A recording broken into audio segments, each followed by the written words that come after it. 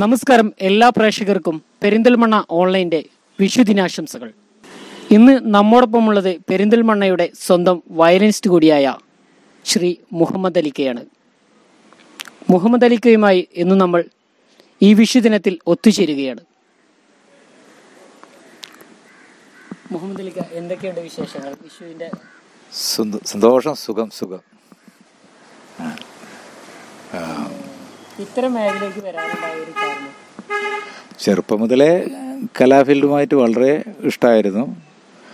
വാപ്പയ്ക്ക് സംഗീതവുമായിട്ടൊക്കെ ബന്ധപ്പെട്ട് ഇഷ്ടമുള്ള ഒരാളായിരുന്നു.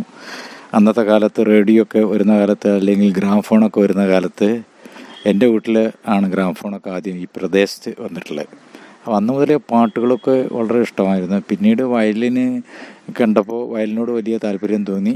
അങ്ങനെ 10ാം ക്ലാസ് കഴിഞ്ഞ് ഒരു 17-18 വയസ്സായപ്പോൾ വയലിൻ പഠിക്കാൻ ഒരുങ്ങി. അതങ്ങനെ തുടർന്ന് ഇപ്പോൾ ഇന്ന് 45 വർഷത്തോളമായി ഈ ഫീൽഡിൽ വയലിനിസ്റ്റായിട്ട്, എഴുത്തുകാരനായിട്ട്, പാട്ടുകാരനായിട്ട്, കവി ആയിട്ട്, ഇങ്ങനെ എല്ലാ മേഖലകളിലും, കഥാകൃത്തായിട്ട്, അങ്ങനെ എല്ലാ മേഖലകളിലും ഒരു ടച്ചുണ്ട്. പിന്നെ കൂടുതൽ അറിയപ്പെടുന്നത് വയലിൻ മൊമാലിക എന്നുള്ള പേരിലാണ്. ഒട്ടനവധി ഗാനങ്ങൾ, ഒരു 500ഓളം ഗാനങ്ങൾ എഴുതി സംഗീതം പറഞ്ഞിട്ടുണ്ട്. ദൂരദർശനിൽ, അതുപോലെ ഏഷ്യാനെറ്റിൽ ഒക്കെ എൻ്റെ പരിപാടികൾ അന്നത്തെ കാലത്ത് വന്നിട്ടുണ്ട്.